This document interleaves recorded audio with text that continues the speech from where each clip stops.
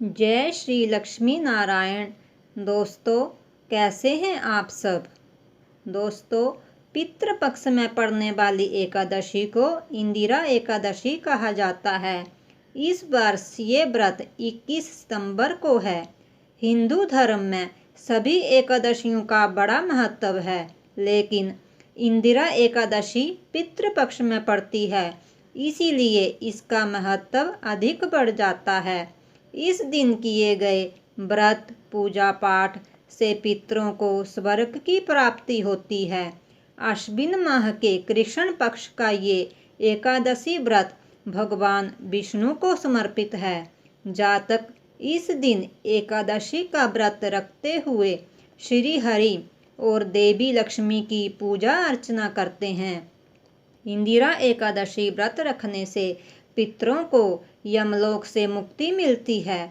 ज्योतिष शास्त्र के अनुसार श्राद्ध पक्ष में आने वाली इंदिरा एकादशी का पुण्य यदि पितरों को समर्पित किया जाए तो पूर्वजों को स्वर्ग की प्राप्ति होती है।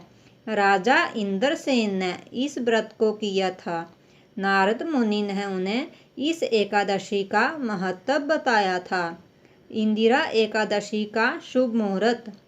दोस्तों, हिंदू पंचांग के अनुसार एकादशी तिथि मंगलवार 20 सितंबर 2022 को रात्रि 9:26 से शुरू होकर 21 सितंबर को रात 11:34 तक समाप्त होगी। उदया तिथि के कारण इंदिरा एकादशी का व्रत 21 सितंबर को रखा जाएगा और व्रत का पारण 22 सितंबर को होगा। इंदिरा एकादशी व्रत कथा। ओम गणपते नमः। पौराणिक कथा के अनुसार सतयुग में महिष्मति नामक राज्य में राजा इंद्रसेन का राज था। राजा भगवान विष्णु जी का बहुत बड़ा उपासक था। नारद से राजा इंद्रसेन को उनके पिता का संदेश मिला कि पूर्व जन्म में किसी गलती के कारण वे यमलोक में हैं। ऐसे में यमलोक से मुक्ति के लिए उनके बेटे को इंदिरा एकादशी का व्रत रखना होगा।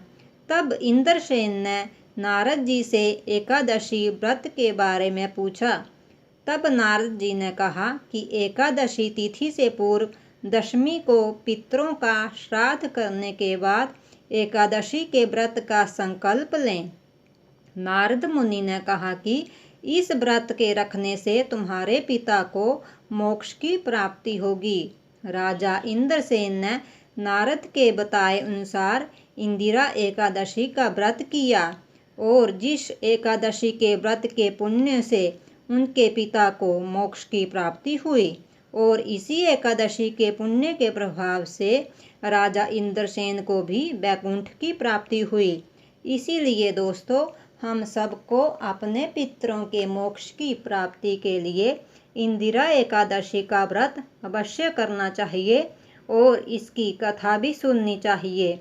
दोस्तों, जो कथा सुनाता है उसका भी भला होता है और जो कथा सुनता है उसका भी भला होता है। भगवान विष्णु और लक्ष्मी आप सब पर अपनी कृपा बनाए रखें। जय श्री लक्ष्मी नारायण।